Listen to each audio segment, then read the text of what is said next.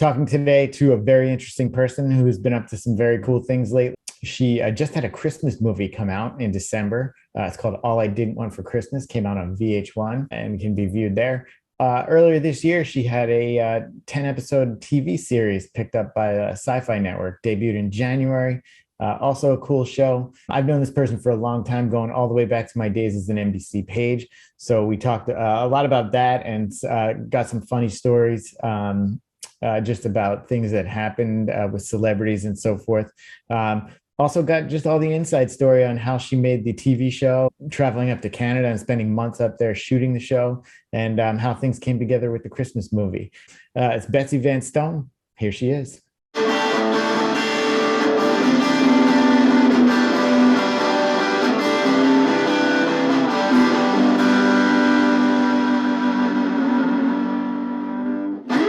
Betsy Van Stone, hello.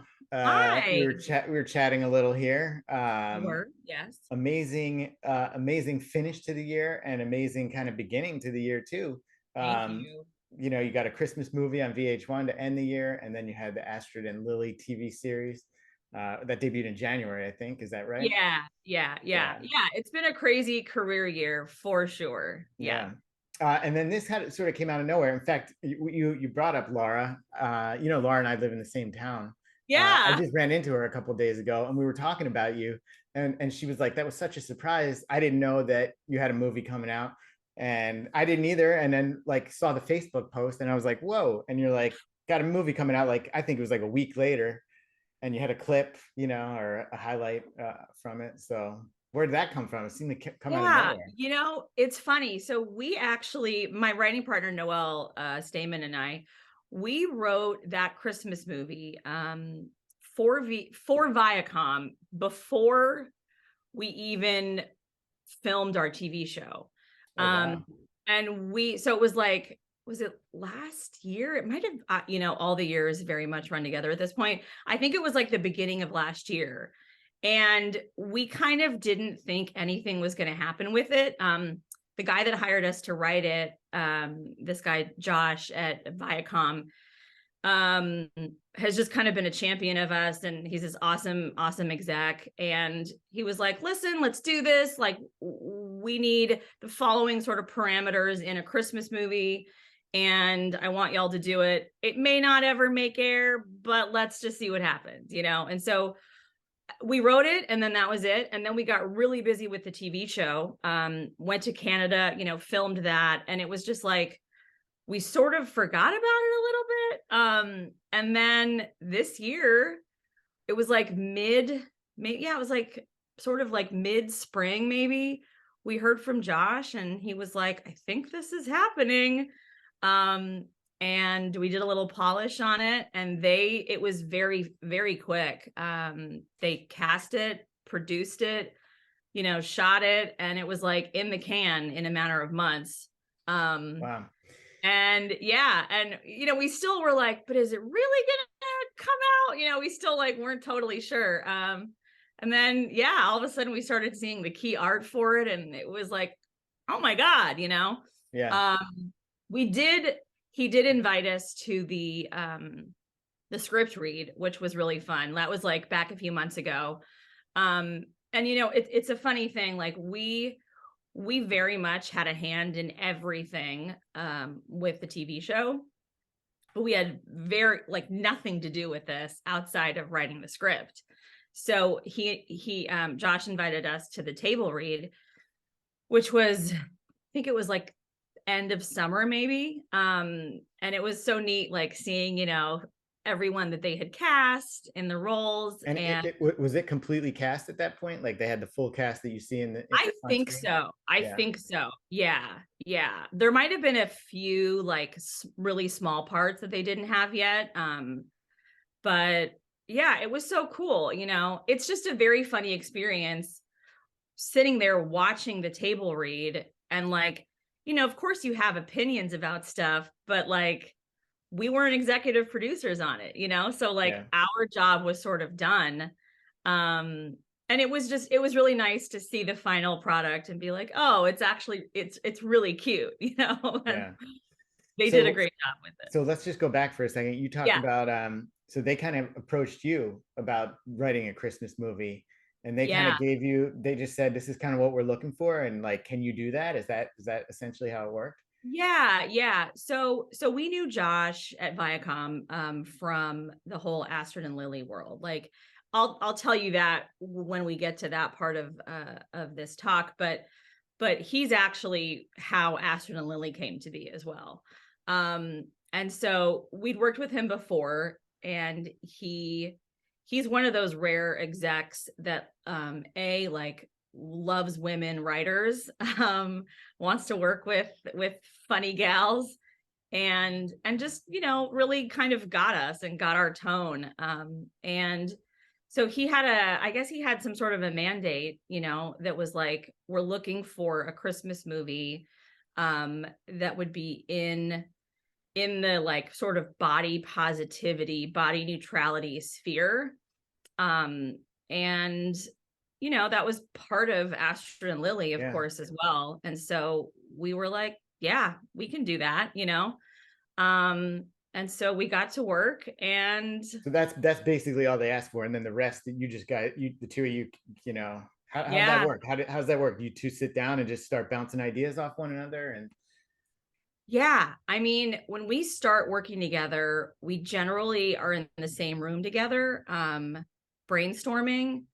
And like for this one, we were playing a lot of Sia Christmas music for inspiration, which weirdly helps quite a bit. Like certain song, I mean, I guess it's not weird, like certain music makes you feel certain things, right? yeah, And we find that when we're brainstorming, music is like very, very key. And we had a lot of Sia playing, and from there, I think our original title was Dear Santa.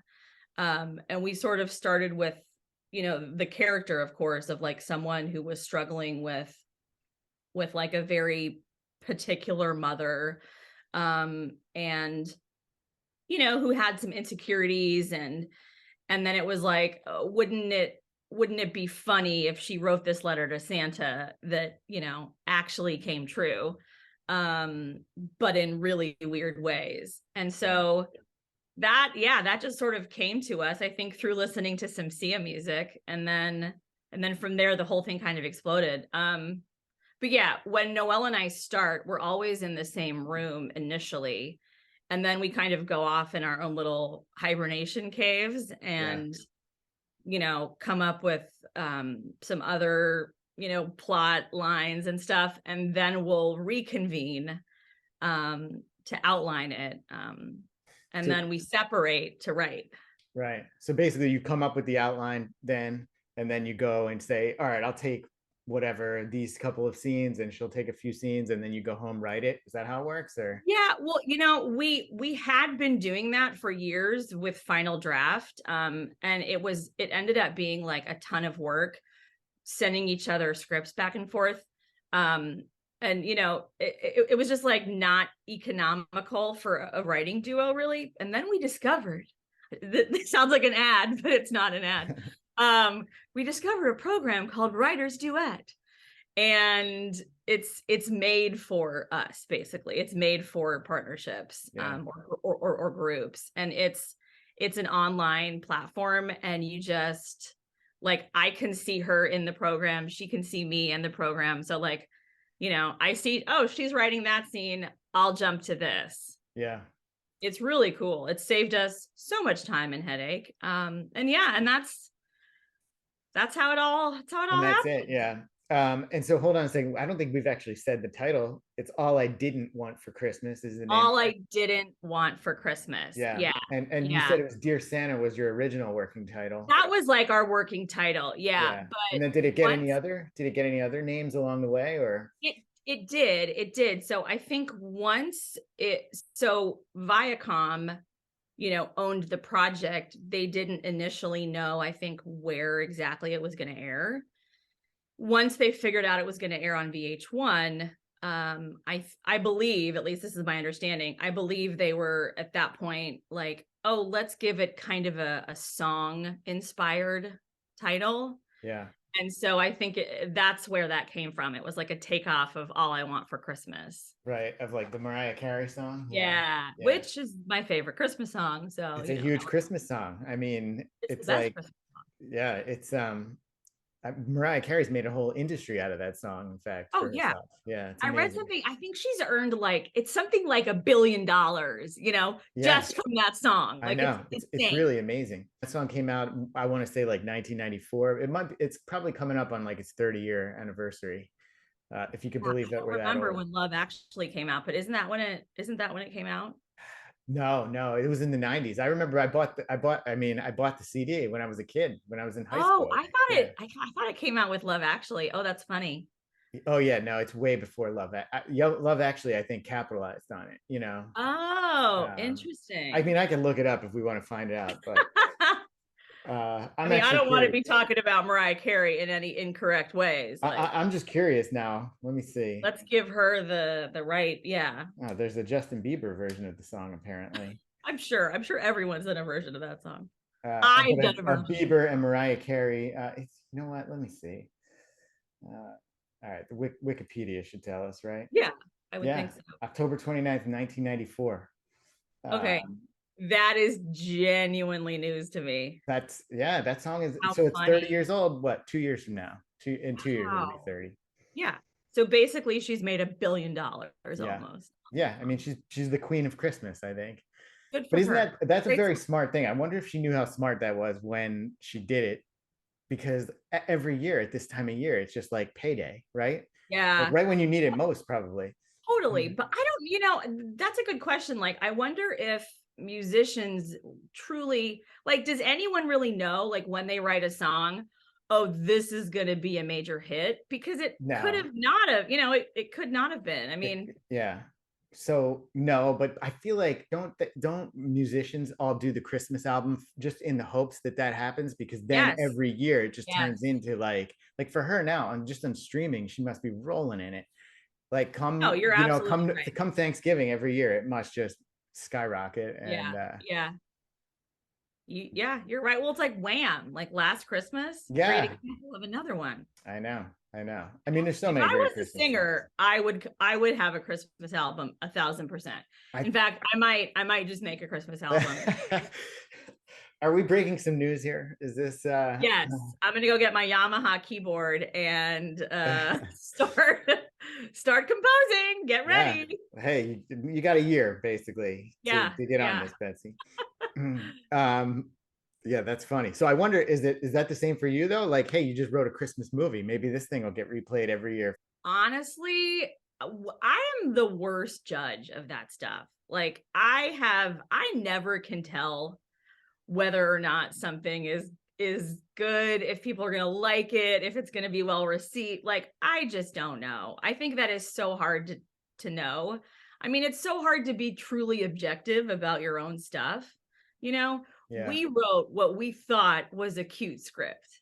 yeah, Um and that's kind of all you can know. And then it's like, well, what happens to it at this point? Like how it gets produced, how it gets cast. Luckily it got produced well and cast well. But yeah, I mean, yeah. of course I would love it if it played every year on VH1 and it was like, this I cute mean, I kid. imagine they will. Anyway, I want to go back to the table read for a second. So you're at the Yes. table read. Was that in New Yeah. York? Did they have that in New York We or? were it was on Zoom. Oh, really? Oh, yeah. Yeah. So how many Yeah. people are in that Zoom screen? You have like what? You must have I had like 50 people in that or It something. was, yeah, it was like 40 or 50 or something. Yeah, So everyone's little tiny faces, you got to like, yeah, pick. But I mean, it was really cool, opening that Zoom and seeing, Gabourey as like, the star of the movie. It was like, what? Like, I remember watching Precious and being, totally blown away by this performance. And so it's just really weird, all these years later to be like, wait, that's her, you know? not only Uh, that, she's given you all the stuff you wrote. yeah, Right? yeah. She had a lot of lines in that movie. I mean, she's in practically every scene. Yeah, There's a couple scenes with the mother and the elf, and Really, that's kind of, and then I guess the elves too in whatever their Santa's workshop or whatever. Well, But she's other really than that, it's like funny. all her, you know? Totally, Yeah. totally. Yeah, she carries it, and she's in, and she's super funny too. Like it's like, I don't know, you don't necessarily follow everyone's career so closely, and so it's like, I knew she done some comedy roles here and there, but to see her in the table read, I was like, oh, okay, she's really hilarious. And what was also really fun was to see like the kind of the instant chemistry at the table read between her and like Kel Mitchell and Loretta Devine and Andrew Bushnell. Like it was all very clear that they had cast it right. Because it was, yeah, it's like, table reads are funny. Not everyone, does the like full out performance. Sometimes people just kind of read the lines. Yeah.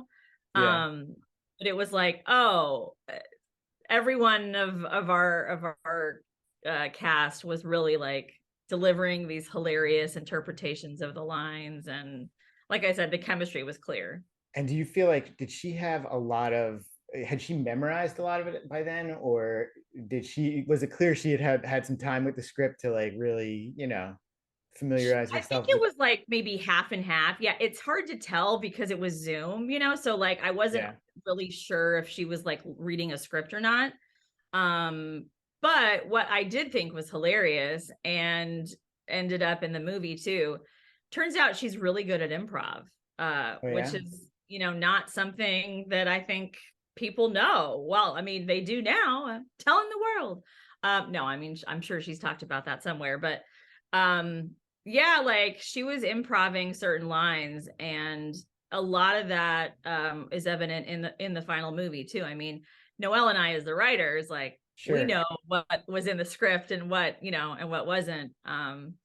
And yeah, she, in the final product of the script, like, I mean, in the final movie, she really comes up with some hilarious zingers that like made it better. Yeah. So I had no idea, because to me, I was watching and I was like, I thought it was very tightly written, and I was like, this is, it Oh, just, it is. It is. yeah, no, I know it Okay. is. But I mean, when you see a final product, it's very hard to tell if, and I was Yeah. going to ask you that too. I was wondering, you wrote the script. Is there anything that gets, that somebody else decides to add in when they're on set or whatever? But clearly, I guess like she just did some things, right? Yeah, but like Noelle and I are by nature of being writing partners, we've always been very collaborative. This is not a democracy. Sorry, this is not a democracy. This is a democracy.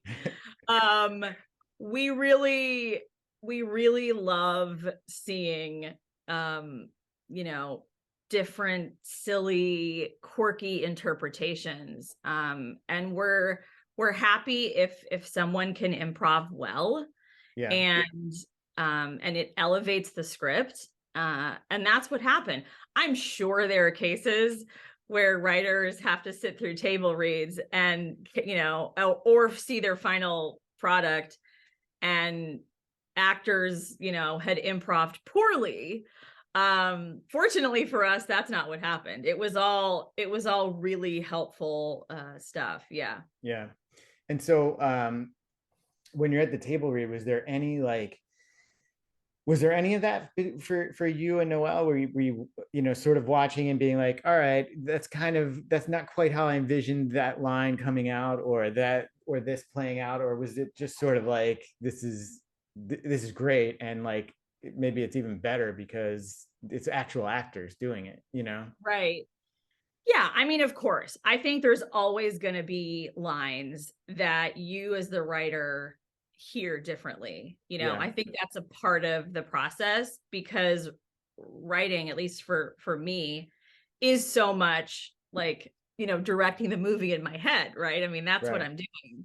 Um and so, yeah, of course there's stuff where you're like, "Oh, that's interesting. Like I would have said that differently," or that's not the way that's supposed to sound, but But I think generally speaking, overall, it was mostly like, oh, that they elevated that line. I mean, Yeah. I will say too, Loretta Devine, it was very like in the table read, specifically with her lines, I definitely heard the mom a different way. Yeah. And then she brings this like total personality to it, and honestly made it so much funnier. And, to me, like, how cool is that? This like super talented actress delivered these lines in a way that I didn't hear, Yeah. and it was better than what I thought. And I mean, this may be a hard question to answer, or maybe impossible, I don't know, but can you describe like what were you hearing that was different in your own head before she read the part? Yeah, that's tricky to describe, and I can't remember specifics. Yeah. So that's really fun when you really don't expect it, and it ends up helping the script. Yeah. Um, that's all super interesting to hear. I mean, I'm fascinated with the creative process. Just how it all comes together, and where it begins, where it ends, and everything that happens in between. So it's interesting to hear that, and I bet other people are, and I bet too, like, and I don't know, I guess you've gone through it with the TV series, but just, I mean, there must be a sense of excitement, like, hey, this is all moving ahead, and this is great. I'm just at a table read. Like, I would love to just be at a table read. Yeah. you know, is that how you feel to some degree too? Listen, I mean, the magic of all of this is not lost on me, and I hope it never is. It's all still very exciting. And like when we got invited to the table read and we were able to, see who was cast and, start hearing our words, it's really like, Noelle and I are both just like, oh my God, is this, it's like kids on Christmas morning. It's so exciting. Truly. And you still kind of pinch yourself and you're like, these really incredible actors are saying stuff that we wrote. How is this happening? Yeah. Um, I still feel that way. I don't think I'll ever not feel that way. Yeah. I think that to me it's like the incredible dream, and it's happening. So of course it's still magic and exciting. Yeah. So table read, and then what happens next? The next thing you see is what? Like, do you get to see like a rough cut of the movie at any point, No, or nothing no, until you see no. like the promo that you shared on Facebook? Is that? Yeah. Yeah. We didn't see anything. I mean, again, we didn't produce this. So Yeah. our job as the writers like was done. The first time we saw it was with everyone else on VH1. Yeah. When did you get the news that it's got an air date, and you know? Um, I think it was, I mean, I think we figured it would make air when we heard from Josh that it was getting cast. It was like, so that was like late spring, early summer, because they shot it in the summer, as all Christmas movies are Yeah, shot in I the know. summer in Canada, of course. In Canada, yeah, I was wondering about that. Yeah, a lot. I would say most of the Christmas, like, the sort of like the Hallmark or Lifetime or Viacom, like those Christmas movies they're largely shot in Canada. Yeah. Yeah. Tax credits, Yeah. Yeah, but so it's set in New York City, and the exterior, some of the like aerial exterior shots are New York City. Yeah. But no, none of Here's, that. here's another thing I wanted to ask you. This is But way too in the weeds, but I noticed somebody, and I'm not from there, but now that I live in Jersey, it caught my attention. Somebody mentioned Glen Ridge, New Jersey. Uh, is that what's the significance of that? so this is actually a page link here for you. Is that MT? So MT, Yeah. Mary Therese, lives in a town called Glen Ridge, New Yeah. Jersey.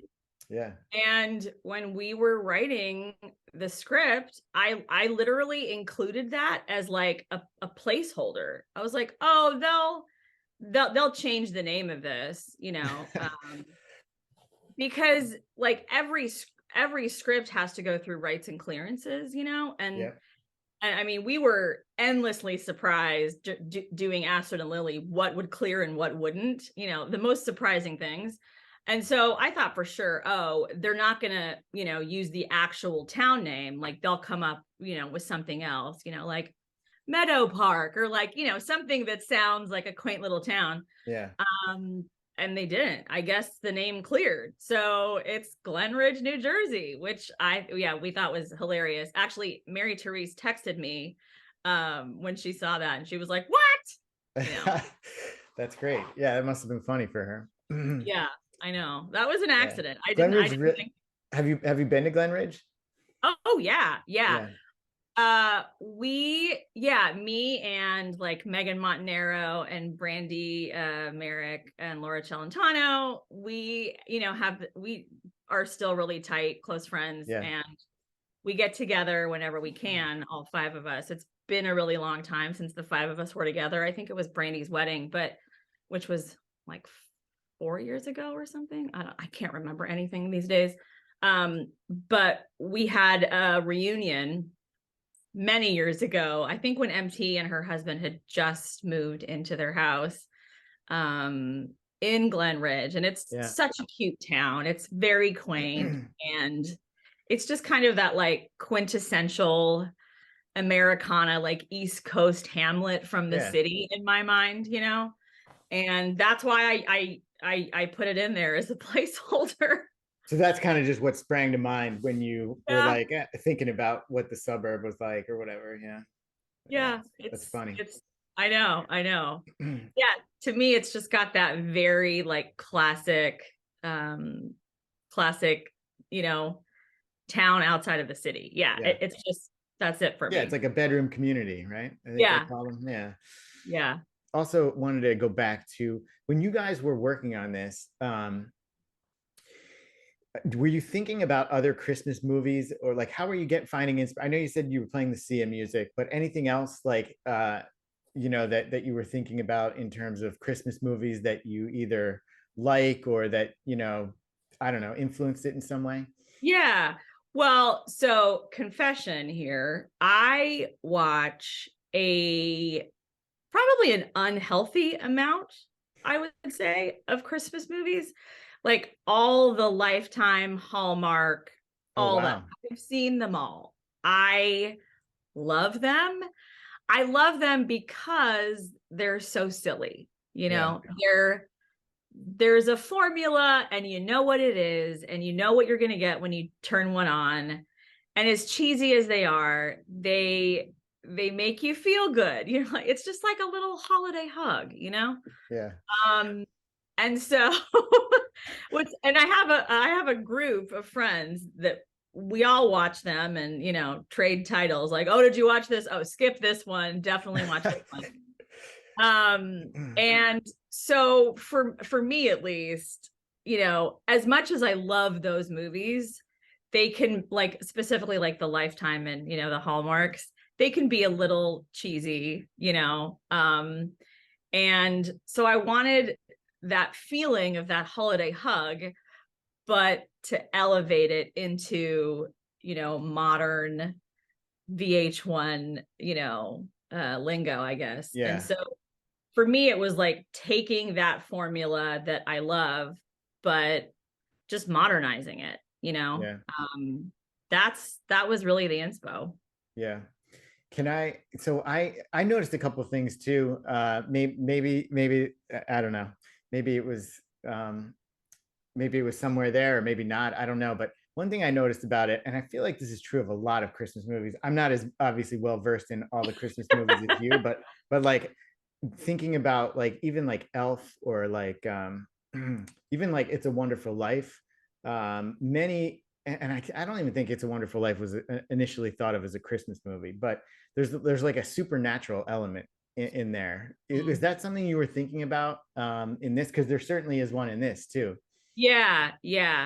Well, when we wrote it, we were also in the beginnings of the Astrid and Lilly world, you know? And so, so I think that probably contributed too. Noelle is really big into like horror and like genre bending. That wasn't necessarily what I would seek out prior to Astrid and Lilly, I would say, or this even. But as I kind of got more into it, I sort of started to really understand the value of the slight sci-fi genre bending, you know, tool, because you can really do a lot with it. You can explore themes in a different way, I think, when you can kind of play with reality, you know? Yeah. And so that just kind of became part of the inspiration for that. But also, I think it's sort of a fun thing with Christmas movies, you know? I mean, there's the Christmas spirit, right? Yeah. You know, I don't know what this little jazz hand move was, but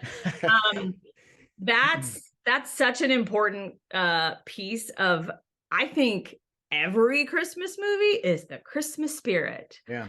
And I think playing with that concept, you know, and really like leaning into like, yeah, what if, you know, so we're saying Santa's real, and, you know, this elf hates his job, and this is a real world thing. It's just more fun to play with that stuff than to make it totally set in our world. Yeah. And I don't want to, I'm trying not to spoil much, but Emily, basically that's what her issue was, that her Christmas spirit was low, right? I think it was how Santa framed it, although we never see Santa, but right, like that was one of her issues. Yeah.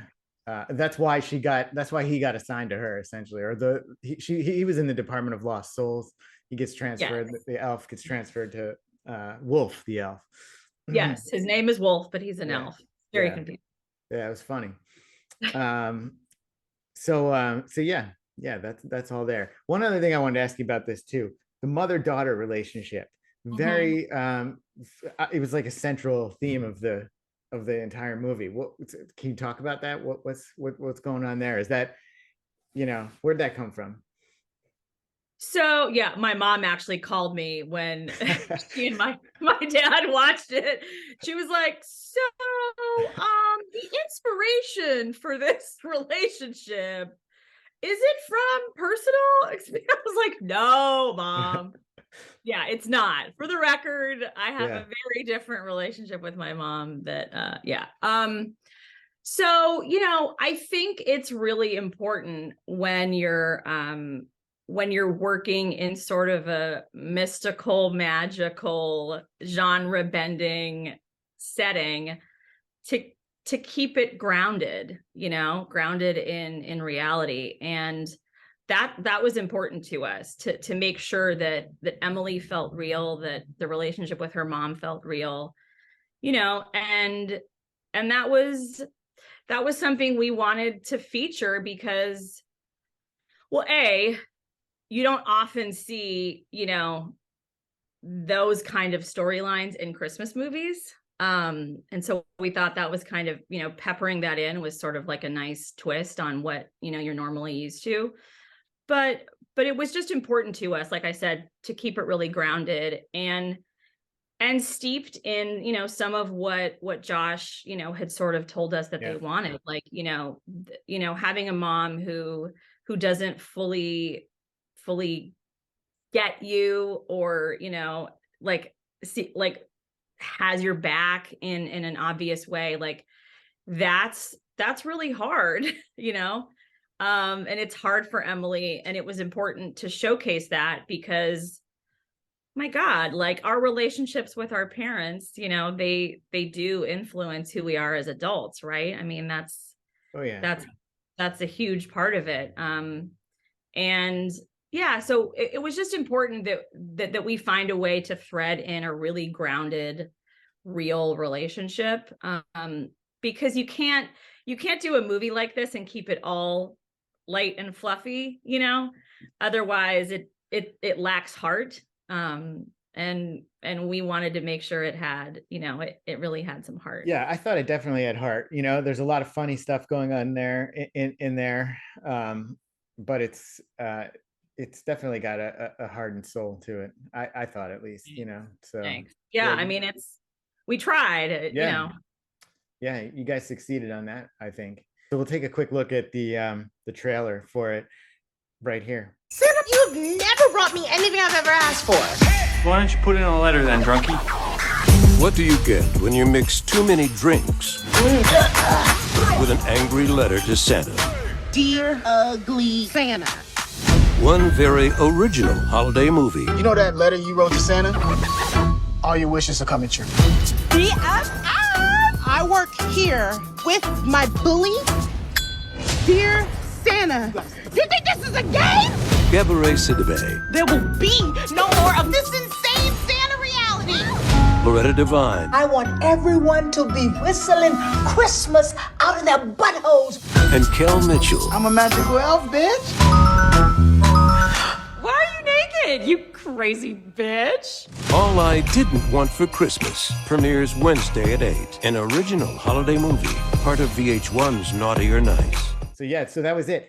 Betsy, so do you know how often it's airing during the holidays, and then can you stream it? I assume you can stream it. You can stream everything. Should know the answer to this. It's unfortunately it's not streaming. Really? I know. It is. What do we have to call it? VH1. I am hoping that they put it on like Paramount Plus or something to stream there, but right now it's just on like VH1 on demand, and it is rerunning. I don't have the dates and stuff, but yeah. So basically check your DVR or check your TV guide, right? Yeah. That's what I did. I just went through and found it. I know it aired. Noticed it aired a couple of times. Yeah. I missed the first one, got the second one recorded. So that's good. So that's totally exciting. So congrats on that, really, Betsy. Thanks. I was super excited to see that. I mean, I was excited back in earlier this year when you posted news, and we'll start talking about that. But it's like so great to see when people that from way back do something amazing like that. Well, I appreciate it. Yeah, it's a funny thing when you sort of start doing the thing that you were dreaming about your whole life. It's real weird. Yeah. I mean, it's wonderful, but it's also like, what is happening? Yeah. So congrats. That's great. Thank you. Feel good for you. Let's talk about Astrid and Lilly Save the World. My girl. So that's different. Obviously you wrote it, you created it, and it was but it wasn't like you just wrote the script and sent it in, and you had your hands fully in this, right? Yeah. So let's talk about where it came from, where the idea came, where you guys came up with the idea, and then sort of how you got it to. Yeah. So originally, like very long ago, long time ago, like, I don't know, like 3 years ago or something, we had the idea for a show called Pudge Patrol. And that, if you've seen the show or if you haven't seen the show, that is what Astrid and Lilly get unfairly nicknamed. But then they take the title back and it becomes their own. And that actually comes from high school. When I was in high school, I knew girls that went to a different school who were friends with a friend of mine, and their classmates had nicknamed them Pudge Patrol. And that has stayed with me since high school. Wow. Because, I wasn't a little size 2 chick back then. And it's not easy when you look any slightly different or very different than everyone else, like kids are mean. Yeah. And so that title, that name stuck with me, and I've taken it through all parts of my life, somewhere in the back of my brain. And then when Noelle and I were brainstorming new ideas like 3 years ago, I was discussing it with her, and from that came these two characters, Astrid and Lilly. And it was like, what if there were two lead characters who were these little badass detectives who, didn't look like your typical lead character does. And they were bullied, and then they became these powerful badasses. Like, wouldn't that be cool? How cool would it have been to have had that show, when I was in high school? So that's where it came from. Okay. The original show was actually not SyFy. It was called Pudge Patrol, and it was a whodunit. It was just a little mystery, like their favorite teacher was murdered, and they, figure out who did it. So when we wrote that original version, we had just lost our manager. He had just left to produce. And so we were without a manager and without an agent at the time. And that's when the strike happened. And so it just all kind of coincided. Hold on one sec. What strike was that? As a writer's strike, or it was? Yeah, it was. So like writers all broke with their agents, because of terrible contract laws at the time. And so because of that, like, you couldn't get representation. It was just like this weird time, like 3 years ago. I'm losing track of time, but and so this thing happened on Twitter that was like a writer's boost, where like semi or very famous or well-known writers and showrunners would tweet to like tweet about other writers that they knew that couldn't get representation, in hopes that producers would see their work on Twitter and it would turn into something. Got it. And it all seemed very far-fetched to me, but we were in kind of this situation where we had this script. We had a couple scripts at the time, and Pudge Patrol was one of them. And we were just like, well, how are we ever going to get anyone to see this right now? We can't get a manager. We can't get an agent. Like, it was just like a weird time. And so our friend Kristen Newman, very talented working writer, with a following, she tweeted about us. And a guy at SyFy, Josh Van Hout, saw that tweet and saw the descriptions of the shows that she had said we wrote, and literally found us, just like reached out to us. So he saw the tweet, and then he was like, I got to get in touch with you. So did he? Yeah. He reached out to the person who posted your stuff, and then he reached out to our old manager. Okay. Who then was like, oh, I'm not doing that anymore. But here's their info. Like, here's their emails. Yeah. And so that's how it started. I mean, it's a super bizarre origin story, because up to that point, Noelle and I were in this weird world of like a lot of really cool almosts, or like just enough cool stuff to kind of keep us on the hook and keep working, and jobs here and there, but nothing that was like, oh, this could actually turn into something cool, and so he reached out to us and was like, I love these scripts. Long story short, he was like, can you turn this into a SyFy show? And we did. How many scripts did he read at that point then? Just there was two. It was the first two. Well, no. Oh. It was he read a script called Abigail, which was another show that our friend Kristen had mentioned in that tweet. And then he read Pudge Patrol, and from that he was like, I like your writing. I want to hire you guys to turn Pudge Patrol into a SyFy show. And so that's what we did. And yeah, for sure. Initially, I mean, it's funny thinking back, like, because I didn't seek out sci-fi growing up. Like that was never a genre that I, latched onto. I was kind of like, what? And horror, I was like, what? No. Monsters, what? But Noelle was super jazzed because that's the stuff that she's always loved. And anyway, yeah, it took a while to get to the Monster of the Week version. We originally had like a doppelganger thing that didn't end up sort of being the right thing. And then we landed on the Monster of the Week, portal opening mayhem. Yeah. So you do that. He's like, make this a sci-fi thing. You do that. Then what happens? Do you, the two of you sketch out like the whole story arc for that first season? Or are you just writing a couple of scripts? Like what's the process there? So basically once they loved the pilot, it was like, okay, we're pretty invested in this show and these two girls. Like they loved the world. They were like, let's see a little more. So they hired us to write the second episode, which we did. And then that was, this is all.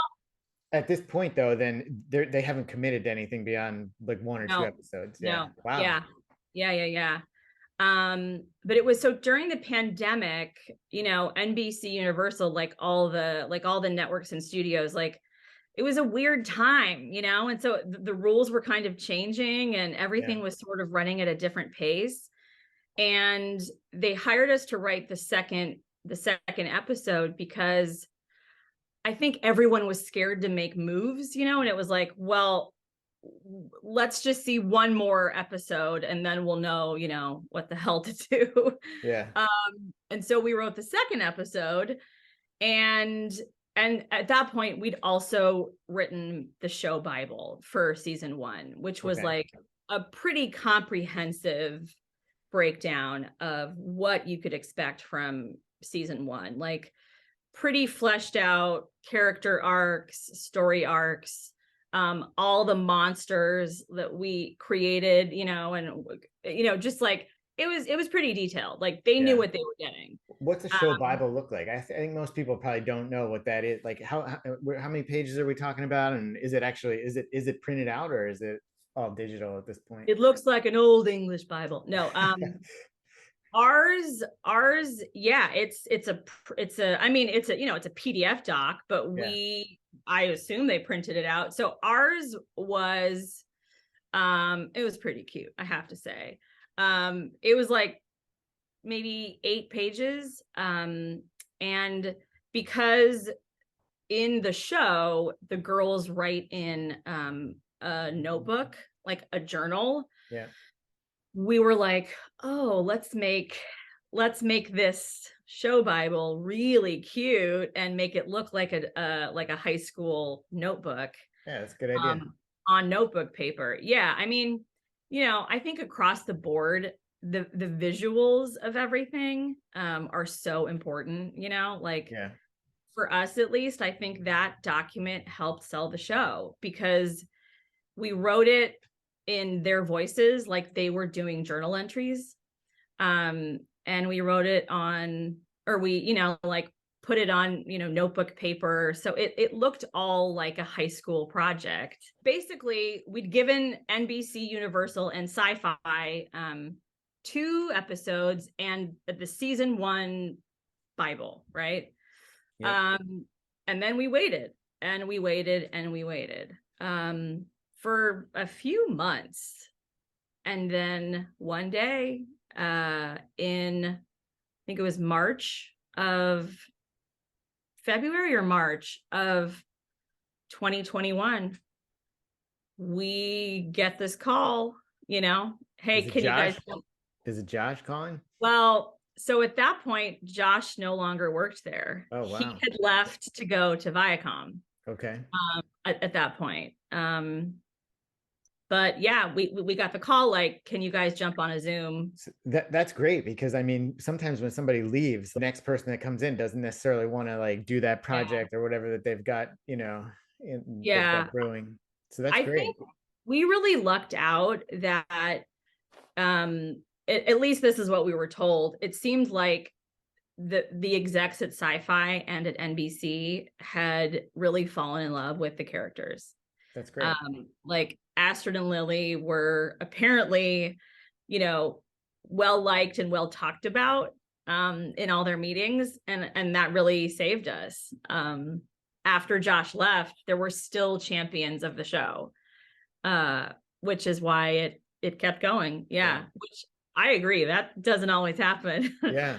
We really lucked out. In all, like not even in the world of TV, but just in everything, somebody new comes in and new ideas come in, and old ones go out. Exactly. Yeah. And we jumped on a Zoom with the NBC execs, and it was a yes. And they were like, it got the green light. That's the official green light. I can remember this moment so clearly because, I mean, truly, it's the moment that changed my life. They said it in a funny, it was cute. They told us in a cute way. So there was like, I don't know, maybe 8 execs on the Zoom with me and Noelle. And they said, well, unfortunately, Pudge Patrol did not get a season pickup, but Astrid and Lilly are gonna save the world. And we were like, I think I leaned into the Zoom and went, ah! Like I just lost my mind. I started sobbing. I think Noelle was crying as well. I mean, we were just, it's like NBC is telling me they just bought 10 episodes of our show. Wow. It's crazy, like, I mean, like when you're an NBC Page, that's your first job out of college. It's, you wear that peacock proudly, it's like NBC really sinks into your bones. Oh, yeah. But even before you got there, probably, for me, at least, Yeah, 100%. Oh yeah. I mean, it always was. And then you become the Page and you're like, oh, this is like, that's just, I am a part of NBC and they are, we are together. We are a unit. Yeah. And then years later to have them buy our first show was just like, it's still crazy to me, honestly. So I mean, the feeling's amazing, right? It's just a wild experience. Yeah. So they're like, Astrid and Lilly are going to save the world. You two just go nuts, right? Or like, how nuts do you go on a call like that? Are you like, I mean, I'm not even like exaggerating. I went real nuts. I was screaming. I couldn't stop crying. I think I told them all that I loved them like 1,000 times. I mean, this is not maybe the coolest response, No, but that's cool. I mean, I think that's an appropriate response, Yeah, I couldn't help it. Yeah, I was just over the moon. I mean, it's just not news you expect you're going to hear, And again, especially it was like, we're still like mid-pandemic, Yeah. Everyone's having these awful experiences in the pandemic. Yeah. And we were just like, our lives just changed, for the better. Like we couldn't believe it. That's so weird because like in pre-pandemic times, you probably would have been called into the office, for like a meeting, and it would have been all face to face. And, and meanwhile, were they all the execs on Zoom and you and Noelle were on Zoom? So everybody's on Zoom. Just a big Zoom. We made this whole show was Zoom. Is that right? Yeah, because you did all your table reads and all that stuff all on Zoom. Everything was Zoom. Wow. So the show, we were paired with a Canadian production company called Blue Ice. Okay. And they're based in Toronto. And so because of the Canadian tax credits, everything had to be through Canada. The only non-Canadian entities in the entire production of the show were me and Noelle. Wow. All of our writers. Even your writers are Canadian? And the writers, all the crew, all the actors, everyone. I had no idea. Yeah. And so because of that, like our writers' room was totally Zoom. Wow. We started as soon as we could. Basically, it was like maybe it was like May maybe last May. Wow. So All, yeah, So all that's what Zoom. I wanted to ask you about what that's like, right? So how do you find these writers for one thing, and then secondly, Yeah. once you've got these writers, what do? You all send them a copy of the show Bible and say like, study this, read this, and then Yeah. we'll talk to you, or do they Yeah. get the show Bible before? They probably do a submission or something, a writing submission. Yeah, exactly. So they were submitted to Blue Ice from their agents. And, we obviously, well, one cool thing about being put in this position was we really got to say we want to work with all women. Like there are so many rooms where it's still, so male heavy. Yeah. And sets in general. And we were like, if we can do all women writers, like, or women and female and non-binary, like done, so that's what we did. That was the case for all the directors, all the writers, all the department heads, which is kind of unheard of, honestly. Yeah.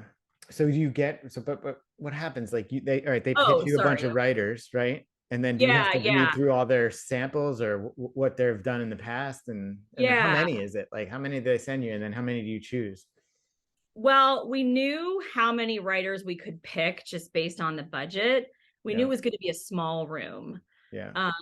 And so, yeah, basically Blue Ice gave us a stack of scripts and was like, read through these, see if you guys jive with any of these. And then if not, we'll, go back to the drawing board.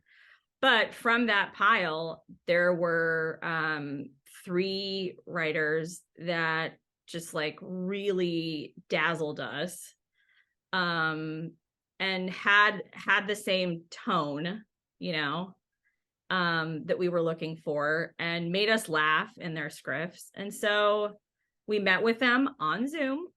Yeah. And it was just very clear right away with all of them. Like the ones that we picked, it was like, oh, okay, these people can actually do this. Yeah. So when you're saying you read a script, did they write like a sample Astrid and Lilly script for you, or just something else they'd written in there? Just an original script of theirs. Yeah. Yeah. And so, yeah, you just kind of, it was important that we find writers that could speak in kind of a high school way, Yeah. I thought you guys really did a good job of recreating that. It felt like I was, I went to a Catholic high school, but I still like felt, and I went to high school almost 30 years ago, right. But I felt like I was like, I recognized things there, Yeah. just in the way kids talked and stuff. I think Noelle and I are really immature. And so we're just able to tap into that high school brain. I don't know. But no, it's fun. It was fun being able to like read those writers and go, okay, yeah, like they have the same tone that we're looking for, or I think she'll be able to speak really well to this character, or this character, like, yeah. And so we hired these 3 writers, and it was 3 writers, Noelle and I, and then a coordinator. Yeah. So you got all your writers together, and then it's like you have a meeting and you say like, this is the basic plot arc for the season, and then what do? You assign out an episode to each writer to work on? Yeah. So I think the first thing we did before we started the writer's room was we sent everyone the Bible and the first 2 scripts, which I guess they had actually already read because, they needed to know if they wanted to even apply for the job, kind of, right? Yep. So they'd already read that stuff. And for a variety of reasons, they all felt very compelled to tell that high school story. I think something that we learned while going through all this was, at a certain point in your life, everyone has felt like an outcast. Like that is just a universal truth, whether it's school or job or family, you feel like an outcast at some point. And so there's something in our show that everyone could identify with. And luckily we picked writers that really like ran with that. Yeah. But yeah, sorry. So Yeah. our first Zoom, I think, was just, being like, oh, okay, we're showrunners now. Like, what the hell? Yeah. Let's run the show. And yeah, that first week of being in the writer's room, I think was like, let's just talk about the world, let's just really get into these characters and like talk about some of the sci-fi aspects and just talk about the world. And then it was like, you start kind of seeing who might be good for, this part of the story, or who's really committed to this idea, and our writer's room was only it was 10 weeks. In 10 weeks, we wrote 8 scripts. Wow. Which is totally absurd. That seems very fast. Yeah. I mean, I don't know a so whole lot fast. about it, but I know a little. I mean, typically you would have like 6 months for a writer's room. Yeah. If not longer. So a writer they get their assignment, let's say, right? Yeah. They go home. How fast do they have to come back with a completed script? I mean, it was quick. Like a week? Less yeah, than a week? Yeah. Wow. Yeah. They had a week, then we would give them notes, then they do a little, polish, and then it was. And how was that? How was the note giving experience? Like I mean, it must be interesting in some way to have your idea, right? That you guys created and you came up with. And then for somebody to go and try to like play with that idea, is that what's that like? Yeah, I mean, it's really fun. It was the whole thing. As stressful as 10 weeks was, the whole process was really fun, because by the time we were at like go off and write your own script phase, we were all so invested in the story and the world and the characters that it was like, your brain is weird and I can't wait to see what you come up with, But that said, like when you go off and you write your script, you've already got an outline, because that's what you come up with in the writer's room, Right. Like you're beating out the season and you're beating out each episode. And so, yeah, it was like, like what you're going to get back, generally speaking. But you don't know what weird, quirky stuff they're going to include. Yeah. Which is hilarious. And then to give notes on that, to answer your question, sorry, I'm like, tangents. To give notes is a funny experience, because, I think maybe the first round of notes that we ever did, it was just like, well, who are we to give notes? Like, why are we doing this? Yeah. But then it's like, no, this is our show. We're the showrunner. You just, sometimes I had to keep reminding myself of that. Right. You're like, essentially you're an editor at that point, right? Yeah, totally. Yeah. Totally. And are you making like slight dialogue tweaks or whatever? Is that kind of the notes? Or, a little bit, but honestly, like we really lucked out. Our writers, we picked well. They were so talented and just totally got the voice. And it was almost seamless that like each of the 3 different writers, from 3 different backgrounds, 3 different life experiences, we all wrote in the same way, which it was incredible. Yeah. So then you've got 10 weeks, you got all the scripts, finalized, and then what happens? It goes on to production. And is that what happens next? You're also getting notes back from the studio. You're getting notes back from the Blue Ice folks. Yeah. Well, you're getting or from I'm sorry, from SyFy. You're getting notes from SyFy and from the powers that be at NBC. Wow, it's going all the way up the line, huh? Yeah. And what are they saying? What are their notes like? For the most part, I have to say, like the notes that we got from SyFy were pretty good. Like I don't think that's common either. I think it's like more often than not, you'd be like, oh God, these notes are awful, Yeah. But we were mostly aligned with the notes that we were getting. It would be like, I don't know, funny stuff like, oh, you can't kill this many kids in this episode, or like, you got to have someone mention that these kids are dying because it's, like stuff like that, or like, this. So nothing overall changing the plot of the story or anything, but just. I mean, we got no. Some of that would happen later in the process. Like, so once the writer's room ended, the writers were officially done with their contract. So they're gone. And so they're done. Yeah. And so and that's not always how it happens. Like, what would typically happen on a bigger budget show is a writer that would like come to set and be there, boots on the ground to be like the person in charge of that episode and cover set. But because of the budget, that wasn't an option. So as soon as the writers were actually done and we had our, it was like 10 to 12 weeks of them fully being, finished. At that point, all the changes had to just be me and Noelle. You and Noelle doing it. Yeah. And so we, through production, it was like, you're changing stuff up to the last minute, which is very stressful, as we learned. Yeah. Then once you're past that part of it, then it goes into shooting, or what happens then?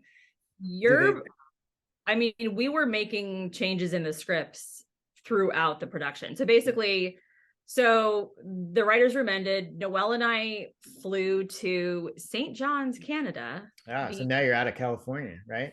We're in Canada. We went so this is like the first time in this whole thing you've gone anywhere, right? Too, because middle of the pandemic.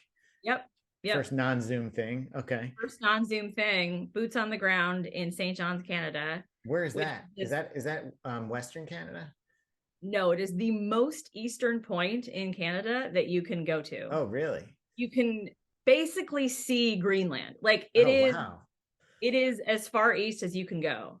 Okay. And it's tiny and it's adorable and the people are lovely and it looks like a little Hallmark town. I mean, it's just cute. But yeah, so we got there in like July, like mid-July of last year. Okay. And then it was like, okay, immediately into pre-production, which is like, schedules and, but still with scripts, like looking at the scripts and changing like, okay, let's move this location to outside or this to inside, as long as it didn't mess with the general plan that Noelle and I had. We had to make some concessions here and there just for production. Sure. And you're still getting notes back from NBC, from the scripts that they're, that they've got. And then we started production. It's like the first week of September. Wow. So you're already on set for like what, 6 weeks by that point? Yeah. Yeah. Wow. And during pre-production, we like turned an actual high school that was sitting there unused into our high school. Unused, so it was because of the pandemic? Is that why it was available? I think so. I never got a clear answer on that. I think so. Yeah. And so our production designer went in, to this high school and like painted it our colors and made it incredible. And and before you knew it, like they had, our crew had built sets and turned this high school into our location. It was magic. Total magic. So then you start shooting. Did you do a thing? I think they do this with most shows, and where you're shooting like part of like episode 7 with part of episode 1 because like that's easier or whatever. I don't even. The main reason I know that they do this is because it drives me nuts in some shows where this happened in The Sopranos a lot. I even see it in Yellowstone these days, like where it'll be like the leaves on the trees. It'll be like midsummer, and then the next outdoor scene, it's like the dead of winter. There's no leaves on trees. I'm like, what just happened? We're talking about like the next day. Yeah. Did you have that where you were shooting all the scenes all Yeah. around? It was a very complicated, like Tetris game. Yeah. By the end, we were shooting like 3 episodes at a time. Yeah. Wow. But like, different scenes from each and matching locations, yeah, it's really tricky. You have to have good people on your team, or you do get situations where it's like, why is it snowing in this scene and not in this scene? Yeah. Yeah, it was a lot. And so it's called block shooting, where you're shooting like, in these kind of contained units. It's complicated and it's a ton of work. And it's hard on everyone because it's really long days. And the actors, it's tough for them because they have to have such a wide variety of scenes in their head from different episodes. I think that's tricky, I imagine it must be, right? If they like on maybe in the same day they're shooting parts of different episodes. Is that that's absolutely how it works. Yeah, that's got to be have tough. To get in. Oh yeah, I mean it's like, and we definitely have, a lot of emotion, a lot of emotional scenes in our episodes, and it's like, you've got like a real emotional scene backed up against, a party scene, and it's like from a different episode, it's hard. Yeah, we lucked out with our cast. They were so professional, so good, that always kind of up for the challenge, but it's not easy. So now when you're on set for all these, you're at every shoot, every location, is that right? Every single one. Yeah. Are you making suggestions to the director? Are you like saying like, because you're the executive producer, right? Essentially. So are you saying like, I think we should do the shot this way, or? It wasn't that we were doing that. Like we hired really talented directors, and we trusted them with the shots. It was more, we would interrupt, and not like in the middle of a scene, but like when they call cut, one of us occasionally would run up and be like, oh, we actually wanted the dialogue to be read like this, and so it was mostly stuff like that, where we would have to like, slightly tweak how the performances were going. But it wasn't like we even had to do that very often, because they were such good actors. We shot September, it was like 5th or something, until the first week of December. Oh, wow. Yeah. So that's a pretty good amount of time. And you're away from home all this time, right? Did you get back to LA at all? No. You're in Canada this entire time. I was in Canada the whole time. That is a long time to be away. It's a schlep to get from and to St. John's from LA. Yeah. And so it's such a long flight that there was no great, because of our insane schedule, there was no great way to leave for a weekend or whatever. Plus it was still like, high pandemic times. Yeah, right. It was like, you want to not be on an airplane, if you can avoid it. So we were there it was tough. It was like, you don't see your friends or your partners, yeah. And then so you end on December 1st or on or about, and then I mean the thing's on TV within 2 months too then, right? Like that's pretty fast turnaround, isn't it? Yeah. Oh, it was super quick. It started airing in January. What was happening while we were shooting, we were also editing. So it was like all at once.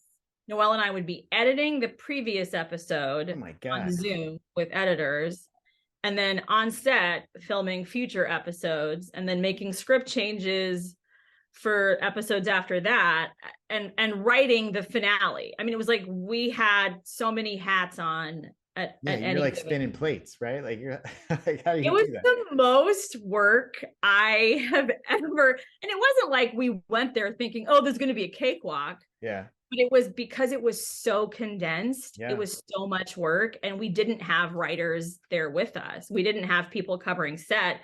So we had to do all of the jobs. And there's 2 of us, which certainly helped. I don't know how anyone does that alone on that kind of a schedule. but still, it's a ton of work for two people. Yeah. No, it sounds like it. I mean, not even just the amount of work, but all the different things you have to be focused on all at the same time, you know? Yeah. Yeah, it's crazy. Yeah. It wasn't easy. So then you come back though at the end, once shooting wraps, you're back in LA. Yeah. Yeah. Came back like the 10th or something of December. And then we've And just then when, like end of January, it starts rolling out on SyFy. started airing mid-January, I think. Mid-January, yeah. Yeah. Yeah. So how's that experience? Because now you've got it on TV, right? You're done. Are you done? Is there anything to do at that point after it starts airing? Yes. Or are you like there's still work to do?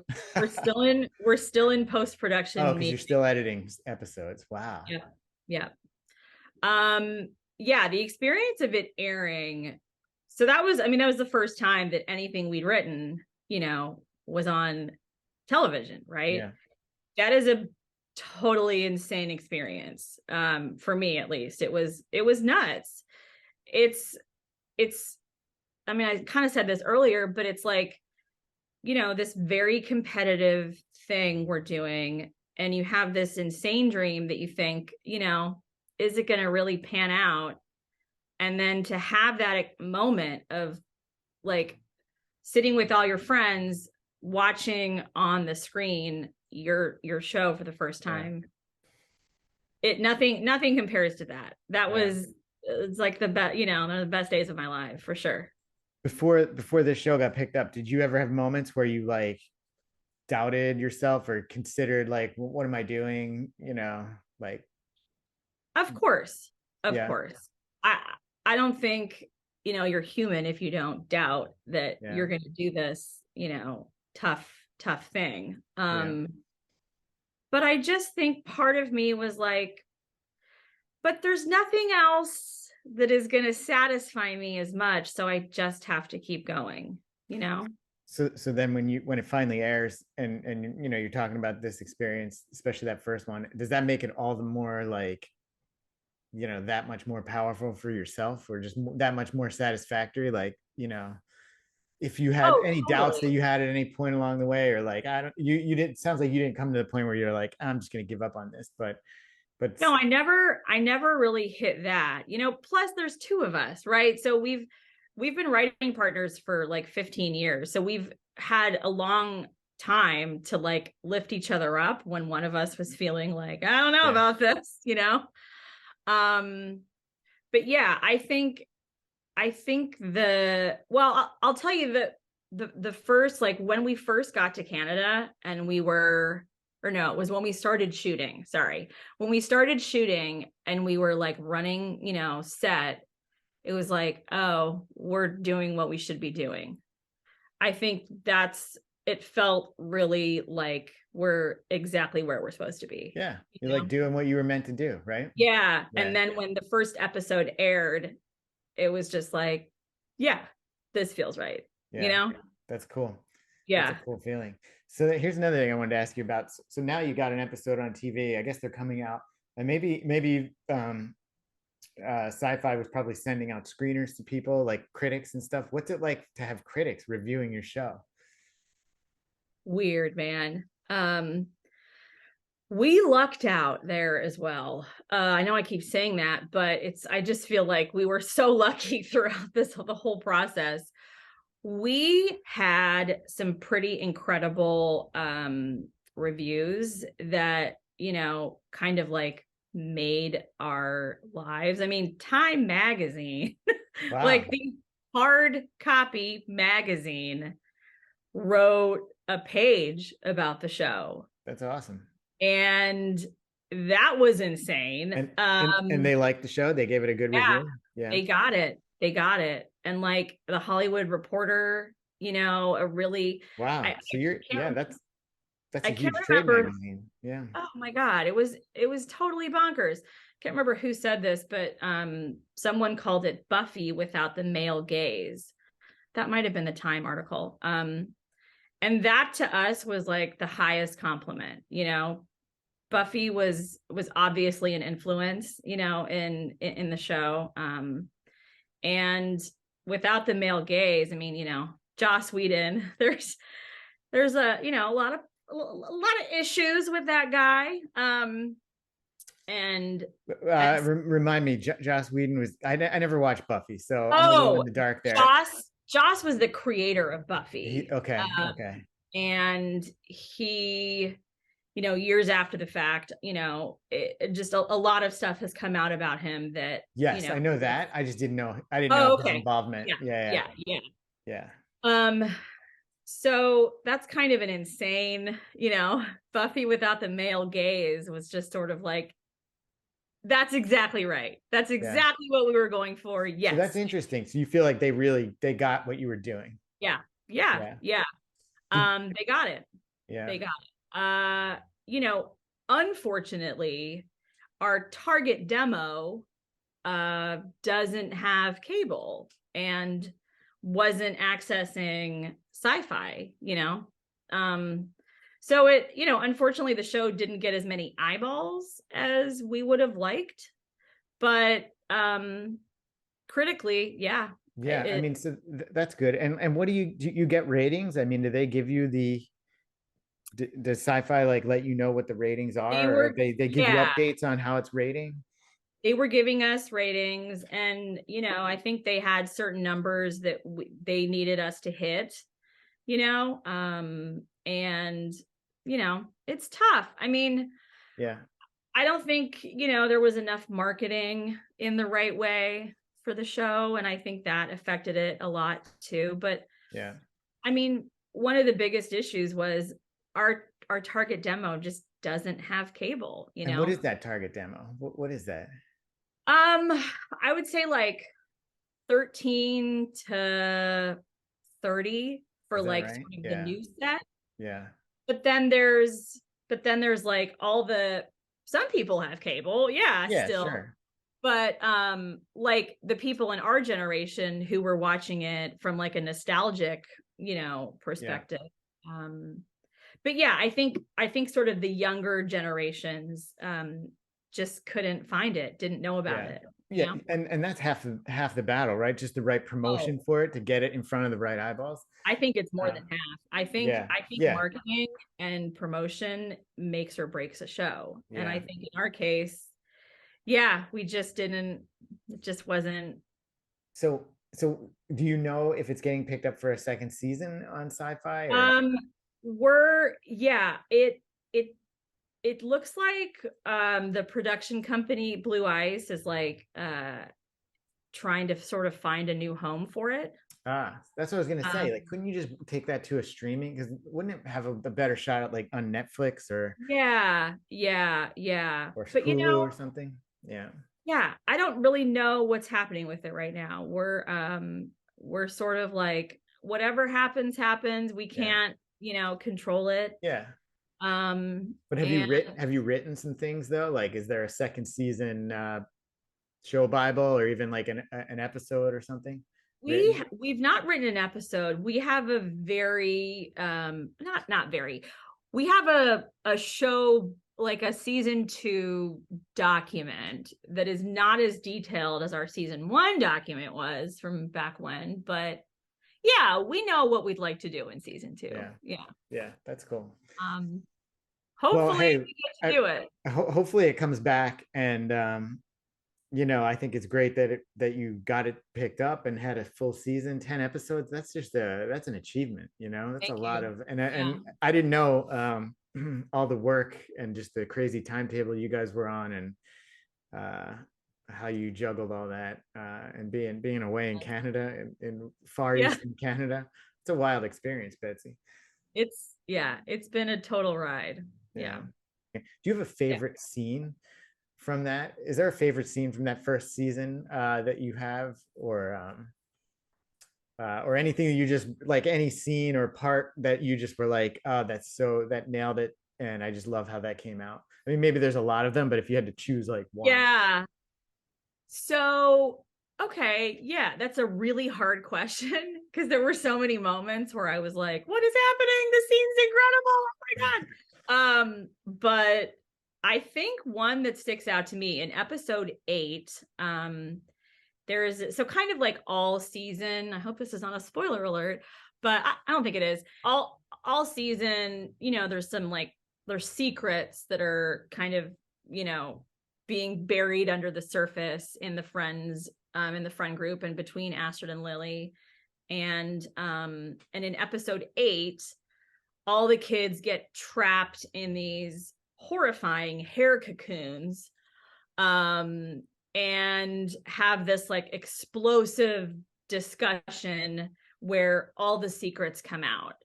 And it's such a weird scene because everyone's trapped in this cocoon and like all you see is their little head, and it's like this steamy room and it's scary, and there's this terrifying monster who's like about to kill them, and amidst all that, they're arguing about stuff. And to me that was one of the greatest moments, because it's just so weird and scary and also like totally high school. You think now might be a good time to tell me what's going on? Yeah, seriously. Ditto. Just tell me what's going on. Sorry, Sparrow. Lilly and I are kind of monster hunters. What the? That is not what I expected you to say. This is insane, but I'm weirdly not completely surprised. Tell me the truth. Are you kidding? Always. Do you think this dance is gonna be totally lame? No, what? It sounds totally awesome. Yeah, but am I totally lame for going by myself? You could never be lame. You're like negative lame. And you know this party is gonna be killer because you planned it. You are the best party planner in Ohio. That's what I tell everyone. Plus, you're super hot and smart, and you're such a good listener. Going stag is falla, so that makes you a cool, independent lady. I am, aren't I? Yeah, I am. Okay, so this is where you've been going this whole time. Oh my God, I'm dating Buffy. Holy shit, this is rad. No, but you should have told me about this before. Like, we were about to die. Like, hey, Sparrow, monsters are real. Okay, I'm not gonna let you die. Monster thing is old news, bro. You want to hear the real secret? Candace and Lilly are frickin' dating.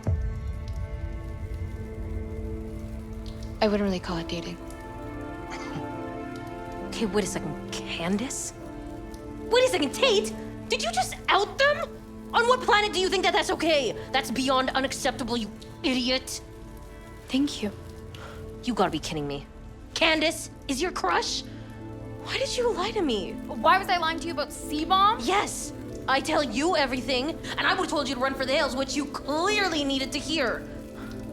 Man, are we even friends anymore? Are we even friends anymore? You thought we were friends? You guys call me C-Bomb? Astrid, did it ever occur to you that the reason I'm not nice to you is because you're a massive biatch to me? Well, it takes one to know one. Did it ever occur to you that I was just trying to protect me and my friend? Hang on. What did you mean by we're not really dating? Do you not want this anymore? Are you embarrassed of your sexuality? Because I thought you said... Not at all. She's fluid, duh. She's cool with that. It's you. So this was just some big freaking joke to you? This was what I was worried about. She's the C-Bomb for a reason. Seems like she's playing you. Maybe you don't know her like you think you do. Right, because the only way that someone like her could like someone like me was if it was a joke. That's not what I said. I'm not playing you, I just... Oh my God. Tate's right. Astrid's right. It is me. You're embarrassed by me? So that's why you didn't want to make it in this tax. Hey, wait just another goddamn second. So this jock turd, Tate, no offense, knew that you guys were hunting monsters before me too? Sparrow, I didn't want you to like be involved in... So you've been lying to only me for our entire relationship. Hey guys! We should probably get out of these hair cocoons before they dissolve our skin. And one more thing. That thing is coming back!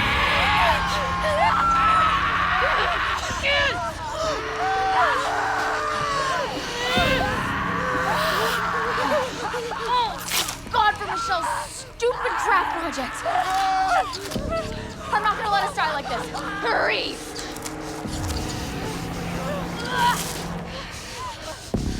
I'll get the rest of you in a sec. Let me out! Let me out! Come on. Hurry, hurry! I'll get you. I'll get you.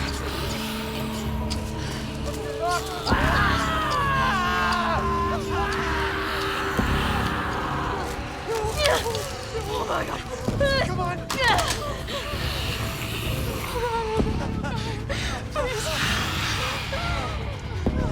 Hey, slime ball! Over here. Video camera. Yeah, I know. Here.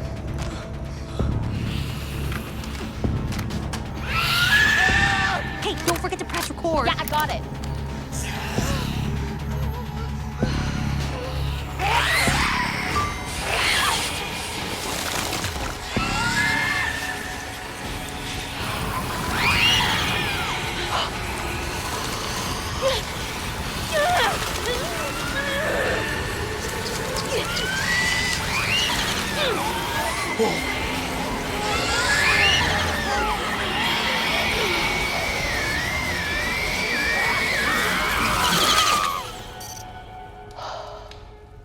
Huh.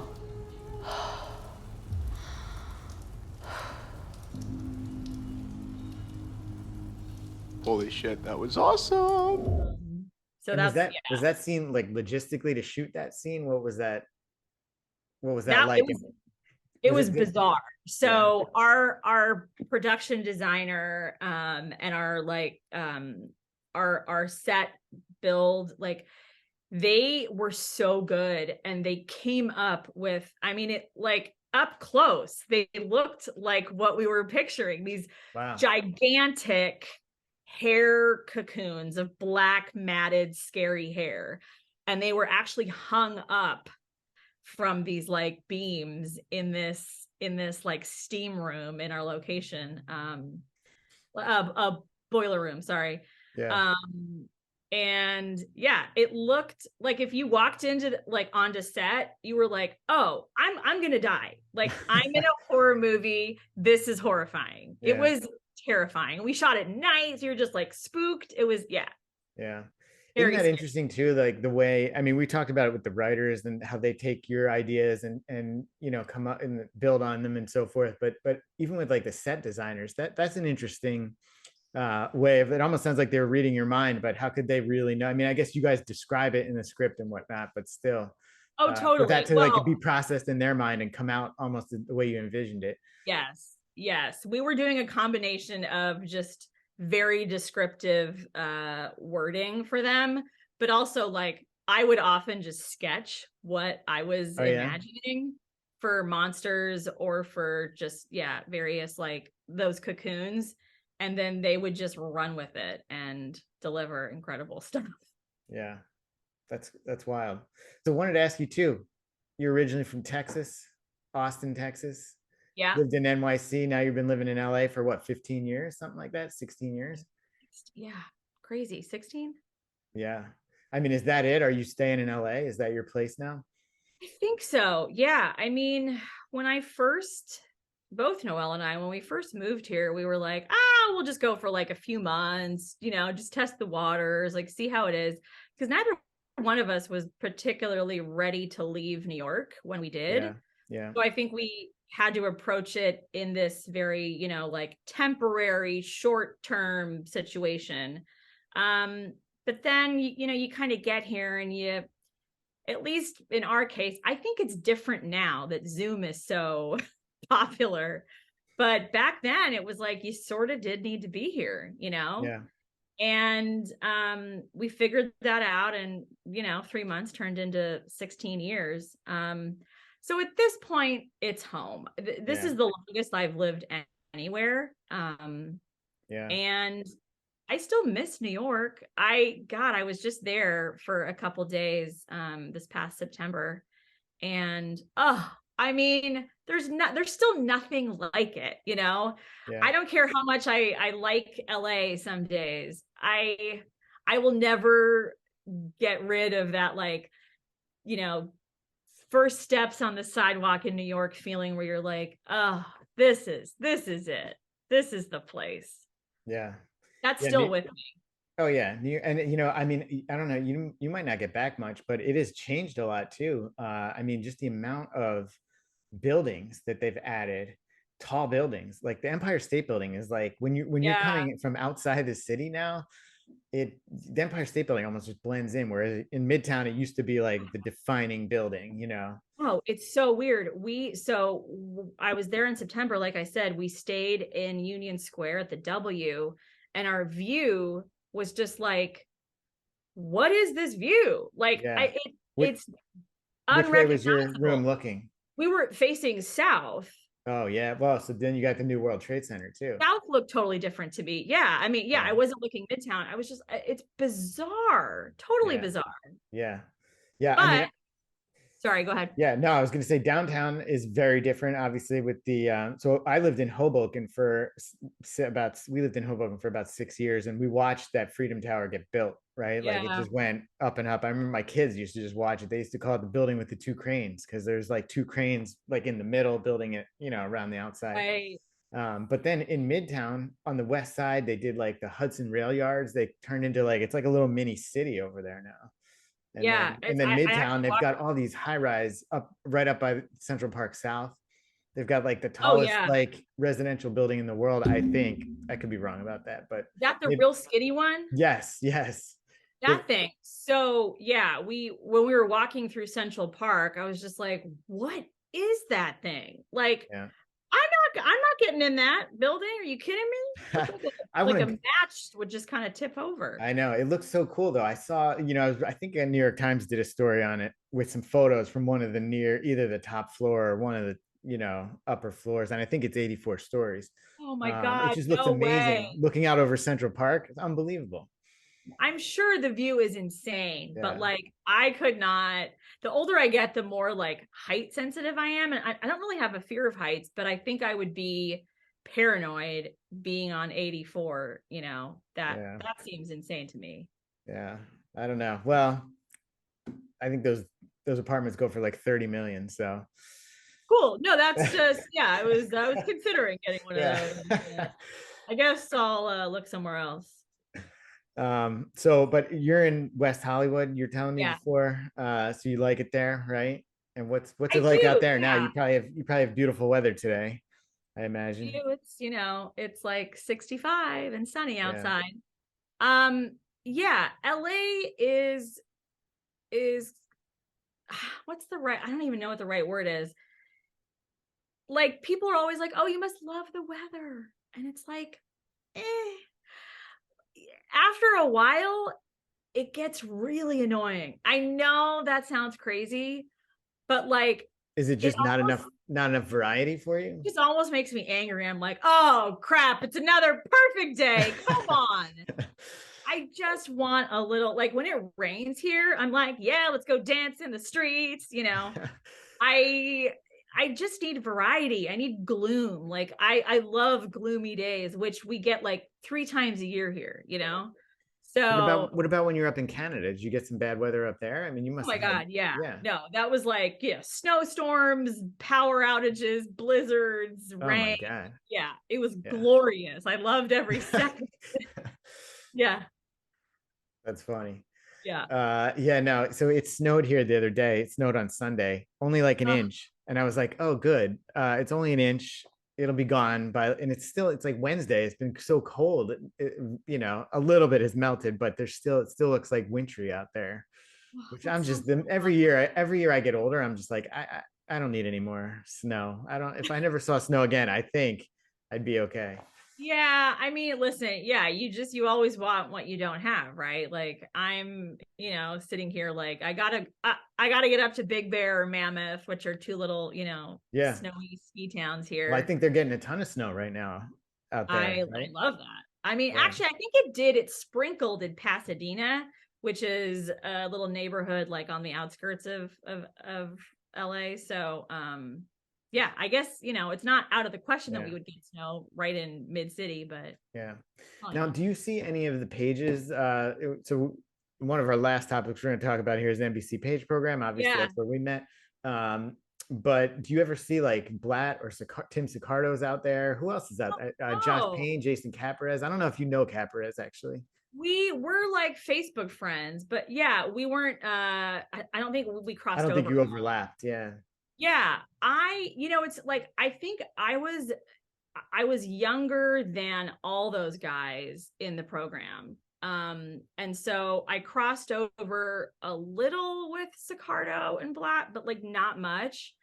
So yeah, we actually we've not gotten together. The people, I mean, I like, keep up with them on Facebook and stuff. Yeah. And, I know they're doing well, and I love that. But yeah, the people that I keep up with really regularly are Laura Celentano, Megan Montanaro, Brandy Merrick, and MT. Yeah. Yeah. And that was quite a crowd way back in the day. Yeah. God, that was a long time ago. When did you came into the program? Maybe sometime in 99, late 99? I was November 9th, 99. Yeah. I started with Jason Fox. Yeah. Simi Kostanowitz and Adam Wade. Yeah. Is Simi out in LA? I think he lives out there. I don't know.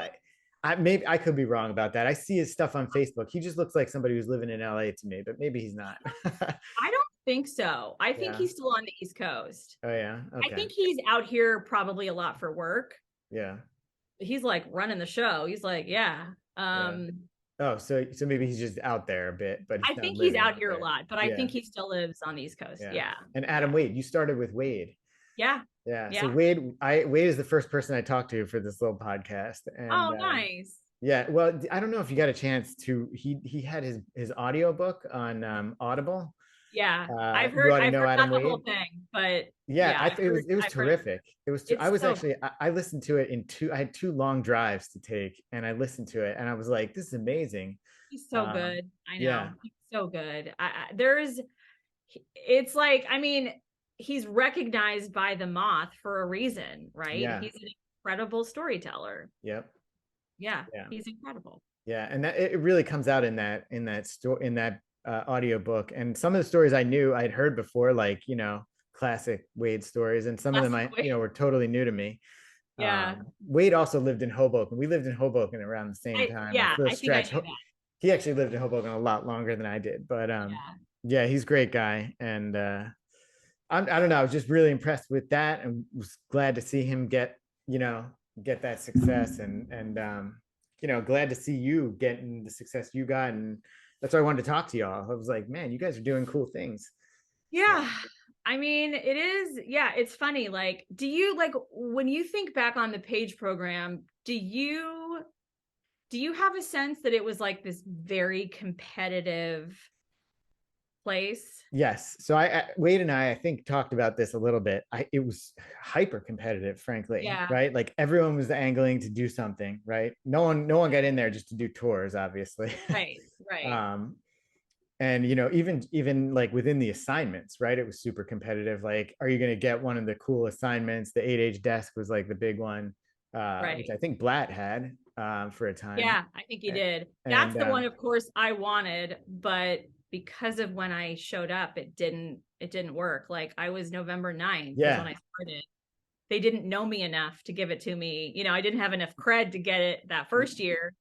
And then the second, and then you're out you're not there long enough to do the next one. Yeah. It's devastating to realize that. Yeah. Oh.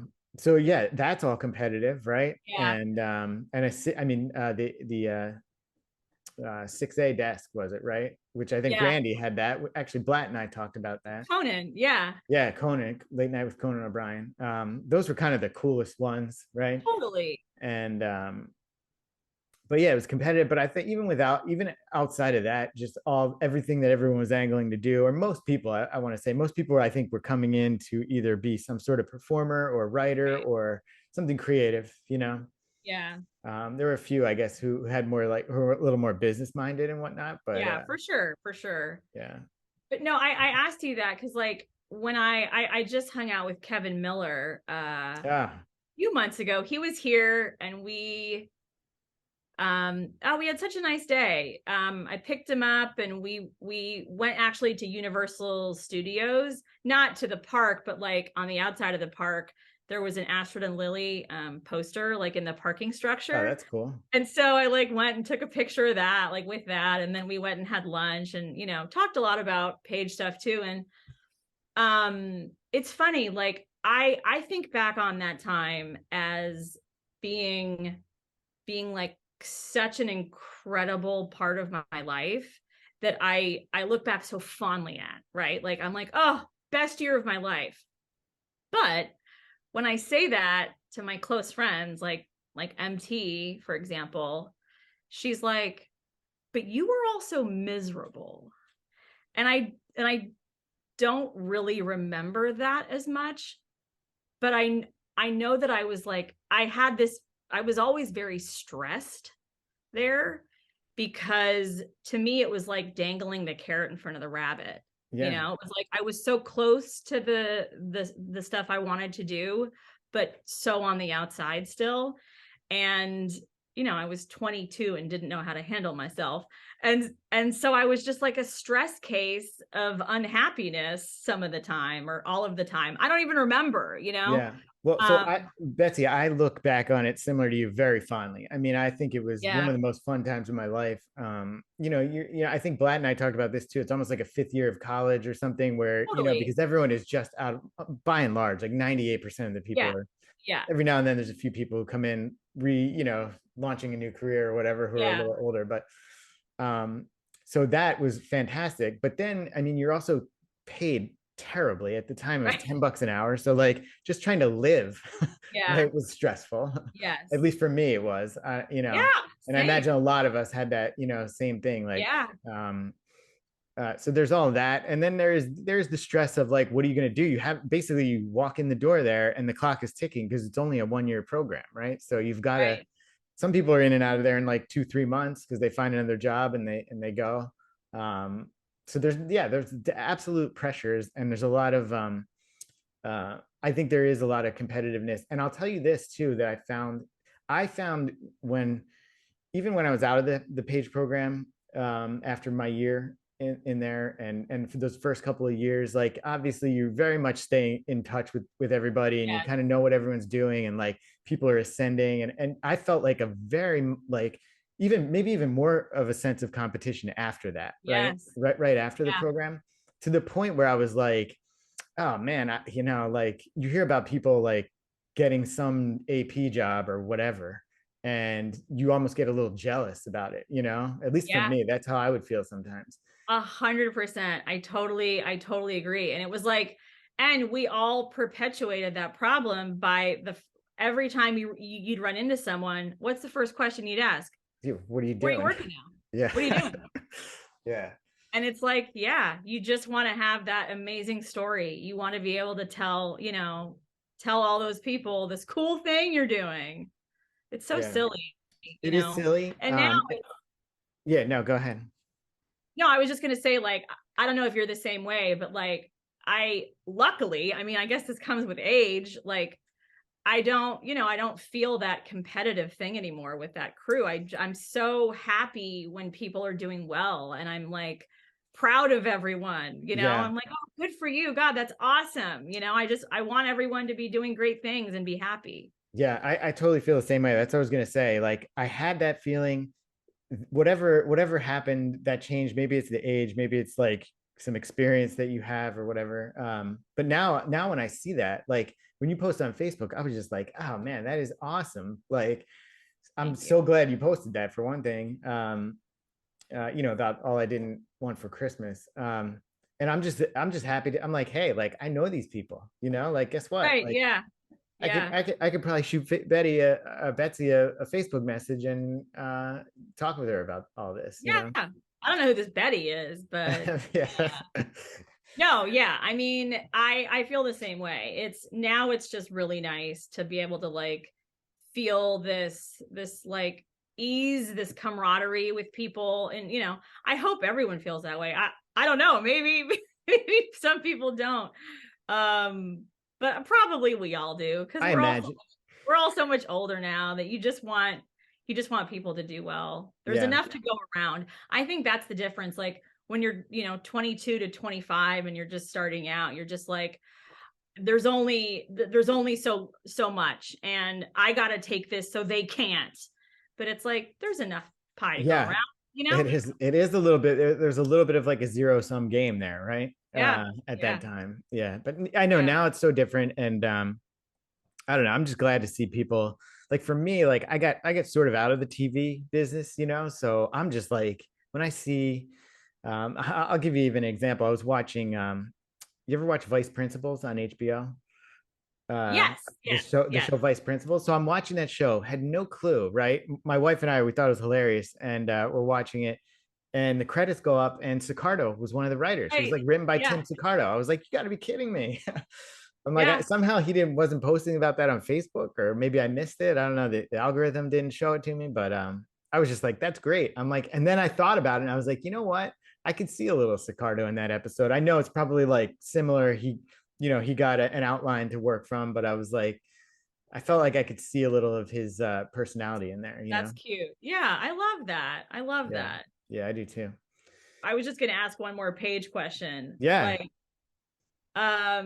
I was gonna ask you, like, whenever anyone hears that I was a Paige, the first thing, they're like, oh, like Kenneth, of course. Yes. Yeah. But then the second thing is like, what's your craziest story? And I always struggle to figure out like which thing to tell, because we all have so many. So I was just gonna ask you, like, do you have a good answer for that? God, I don't, because like you said, there's too many to choose from. You know what I mean? And define crazy too, like just good, fun story, or something like a little disturbing, because I have that too. I know. I also have a couple that I think legally I can't discuss. I know. But I wonder if I could even. You don't want to get sued by, a certain A-list actor. Yeah. Yeah. Yeah, I think the one, I tell there's a couple that I tell. I think so. This is like going back to when you're in the program, at least for me, one of the things I definitely recall was like that feeling that like you wanted to have a hilarious story or a famous encounter to bring in to the Page Lounge. Like if you walked into the Page Lounge with like a great story, like that was it. You were on cloud 9. You were the king that week, And oh, God. I had this one incident where I was working on Later Today, which is that short-lived hour after the Today Show. That was Florence Henderson, is that right? Florence Henderson, yes. And that was my assignment. Yeah. Anyway, and there was one day that I was in plain clothes and I was heading to lunch. And I was in the elevator going down to the commissary, and Conan gets in. And like I had zero interaction with Conan because I barely worked his show. I was, never. So for me, it was still like, oh my God, it's Conan O'Brien. Like this is a big deal. And he gets in and he kind of, nods at me. It's just the two of us in the elevator. And he's like, hi. So what show do you work on? And I tell him, and he's like, oh, sorry. Because at the time there was rumor that the show was about to get canceled. It did. Spoiler alert. But it was like the buzz in the building was they're about to pull the plug on, poor Florence Henderson. Anyway, and so he's like, oh, that's too bad. And I said, yeah. And he said, how is Florence? And I was like, oh, she's pretty cool. She's kind of exactly what you seem. And so the doors open on 6 and we go into the commissary, and he walks one way and I walk the other. And we find ourselves in line to pay in front of each other. Well, sorry, I'm in front of him. And he kind of, nods at me as we're in line to pay. And as I go to pay for mine, he looks at the cashier and he goes, I'll get hers. She's about to get laid off. And, what? And I was like, oh my God, thank you. And then this is what comes out of my mouth. Like, I have this golden opportunity to say something clever to Conan O'Brien, who knows that I'm working on a show that is a sinking ship. And, you know, if I just, like, in my mind, I'm like, if I say the perfect thing, he's going to be like, I like your moxie. Like, give me a call, you know, whatever. And I turn around to him and I say, verbatim, you're a precious doll, a precious, precious doll. Swear to God. To which he replies, thank you. Pays for his own lunch and walks out of the commissary. Wait, did he still pay for your lunch? Yes. Yeah. All right. And I was just like, what did I just say? Like, how much of an idiot am I? And of course I go running up to the Page Lounge and I'm like, I just called Conan O'Brien a precious doll, a precious doll. You know, and everyone's like, what? He bought you lunch? Oh my God. I mean, that's a good story, Betsy. Yeah, that's one of my faves. I mean, realistically, how many seconds elapsed in that thing? You're saying that but that was all in like a flash, right? All that when you're felt thinking, like 10 minutes. Yeah. It was probably like what, 2-3 seconds? Seconds. Tops? Absolutely. Yeah. That's funny. And Conan is very tall. Super tall. Yeah. Very, you know, intimidating. He's like one of those figures in the building that you're just like, oh, if only I get this opportunity to chat with him, or, you know. Yeah. That's funny. So that's a good story, Betsy. That's a good one to tell. I feel like it's pretty safe. Conan comes off looking good in it, you know. He comes off looking good. One day I hope to run into him in LA and tell him that. Tell him about that. Yeah. That's funny. Conan's a good guy. I worked on his show for 5 months. I was the ticket office coordinator. Oh, were you? Yeah, okay. Probably before. Well, maybe like when you came in, and maybe I was just finishing up as that, or I probably have finished up already. I think I'm not sure, but if you remember, the TOC sat right. I mean, he stood right by the desk. I was standing 15 feet from him every night for 5 months.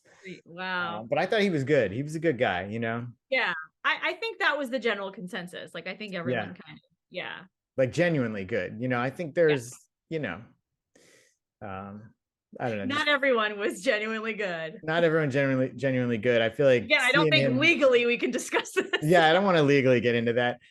No. And also I don't want to just make people look bad, but Conan was definitely good. And like, I'll even say this, I won't go into all the details, but I ran into him in a bar once while I was working on the show. If you remember Jonathan Hefter, you remember Hefter, right? Yes. Yeah, of course. So Hefter had given me, this actually might've been right after I finished working as the TOC. Hefter gave me one of those late night jackets. He had an extra one from their Christmas present the season before, and I was wearing it, and I ran into Conan in a bar.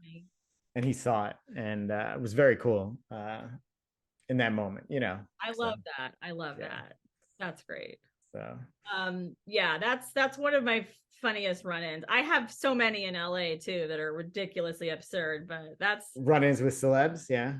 That's for, I mean, I'll tell you one more really silly one. Yeah, give us one more. Come on. Okay, because this is actually partly from back in the day. Okay. So, do you remember when NBC did it was the 25th anniversary of SNL? Of NBC. It was of NBC. 25th anniversary of NBC. No, wait, sorry. SNL, Saturday Night Live, right? Wait, yeah. But all the casts from all the shows. Yeah. No. All the previous cast members were back, right? No, sorry. I'm thinking of the wrong. It was the 75th anniversary of NBC. I think. I vaguely remember that. What year would that have been? I was not at Page anymore, but I was still living in New York. I think it was like 2002 or 3. Okay. Somewhere in there. Yeah. I don't remember this, but yeah, tell me that. Okay. I'm just saying the wrong thing. It was the NBC 75th anniversary. Okay. And so they shot it in 8H, and all the casts from all their biggest shows were there. Okay. And I forget how, but through one of our page people, I end up being a seat filler. And are you on the 8th floor or are you on the 9th floor for the seat? I'm on 8. You're on 8. Wow, you're right down in there then. I'm on 8 because George Wendt from Cheers, his date doesn't show up. And so they put me in his chair, or sorry, her chair, the entire show. Wow. So you were like probably right up front then, yes. huh? Yeah. So I'm sitting with the cast of Cheers. And I mean, that's a story in and of itself. Like at one point they cut to us, me and the cast. And like, you know, the cheer song comes on and everyone's singing and like I'm fumbling the words and you can see me on the actual like TV feed. You see me fumbling the words like a total moron. Who doesn't know the words to that song? But I was nervous. So thank you, NBC, for songs that will forever stick in our heads. We now invite everyone to join us in this one. Making your way in the world today takes everything you got. Taking a break from all your worries sure would help a lot. Wouldn't you like to get away? Everybody, am I nuts? Sometimes you wanna go where everybody knows your name. And they're always glad you came. You wanna be where you can see. I told them are all the same. You wanna go where everybody knows your name.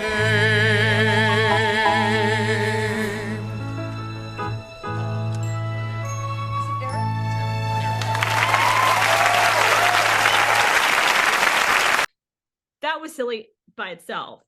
At the end of that, it's over. Everyone's leaving 8H, and I'm walking to the elevators to leave the building. And like some of the cast of Friends is like kind of filtering in behind me. And there's like security, but not really much security. There's like one security guy standing there, just like ushering people out. And Matthew Perry is standing by himself basically for a split second by the elevators. So I'm like, well, here's my chance. So I walk up to him, I put my hand on his arm from behind. He turns around and I go, Matthew? And he goes, like I knew him. Yeah. he goes, yeah. And he flips around. And again, not so good under pressure, me with the words. I say to him, Matthew, I'm going to kill myself tomorrow if I don't say something to you tonight. He goes, well, don't do that. Hi, I'm Matthew. And I was like, hi, I'm Betsy. You're the funniest person on TV, or something dumb like that. And he was like, thank you. And elevators open, he gets ushered in, and that's it. And that's it. And he's off into the. And he's off. Yeah. Okay. Well, that was in like 2003 or what. I mean, that's right around the time of Friends is about to go off the air too, right? Right. Yeah. So cut to about, I would say like 8 years ago. I'm here in LA living. I'm at my local bar restaurant that's like a couple blocks from my house called the Pikey. And I freak out because I look over and I see Matthew Perry, and he had been in like the restaurant part of the joint. I was sitting at the bar, and I see him leave the restaurant part and walk out to the valet. And I'm like, oh shit. So you got to go talk to him, right? Follow him out because I'm insane.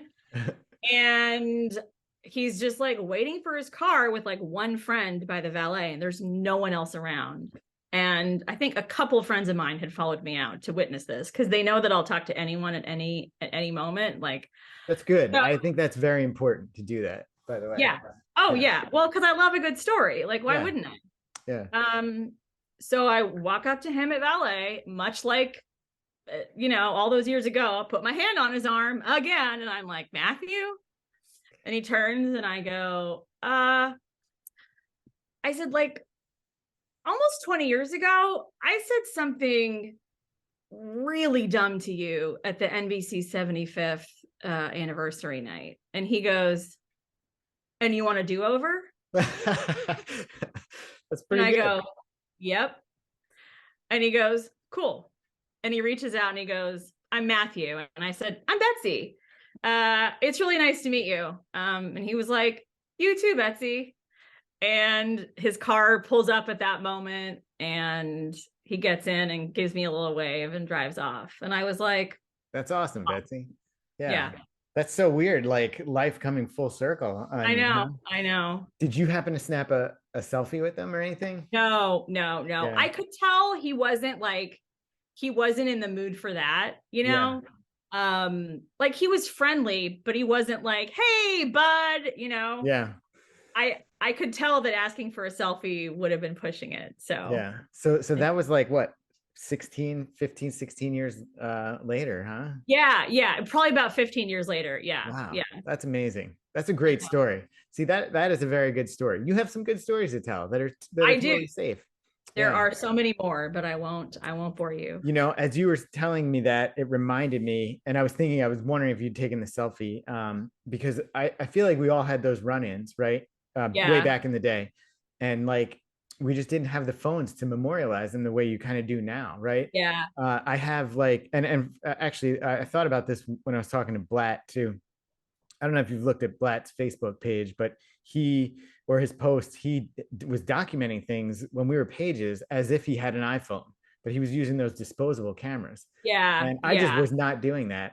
I have one photo, I think, of myself with a celebrity, and I don't know where it is. I know it's in my house somewhere. I have no clue where. It's probably somewhere packed in a box because I've moved several times. But it's of me and like several people. I think Joe Berg, maybe one of them, with Kid Rock at the SNL. He played the season finale of SNL. And incredible. And I remember, I guess now I'm telling another story. Sorry, I wanted to kind of go out on your story. But I remember thinking like he had such a party image at the time, you know? And did you ever go to one of the SNL season finale parties that they had on the concourse? Yeah, of course I did. Right? Yes. And so they had like open bar. So we're like, Kid Rock, you got to do a shot with us, right? And so we all get shots. It's me, Berg, a couple of other people. I can't even remember who. I would love to see this picture and find out. Maybe I'll try to find it. We all get shots. Kid Rock like takes a shot, takes like a tiny sip of it, and then hands it off to like somebody he was with. And then somebody took a picture of us. And somehow I got that picture. Incredible. But I feel like if we had iPhones, right? Oh my God. I would have so many awesome like photos and stuff, you know? Same. So I've always documented my life. I actually have a stack of pictures from that time. Do you really? So were you walking around with those disposable cameras too? Is that what you Yeah. And I actually had a little film camera that I took around with me. Oh yeah. And I also actually, my last day as a page, I took video. Wow. Oh my God. Yeah. I have a video. I gotta find this. I have a video of like, I think it's really scratched up though, like walking into the Page Lounge. I don't remember who was in there. And then I remember it was a Thursday and they were rehearsing at SNL, and I walked up to the top floor of 8H, or I guess the 9th floor. Yeah. And was like shooting. Remember that window that they always covered with curtains to protect the rehearsals? I like shot my video camera through the curtains, and I actually have this on tape of Will Ferrell rehearsing a skit and then Lorne Michaels doing this. So like, yes. I actually have it on tape. I gotta dig that up.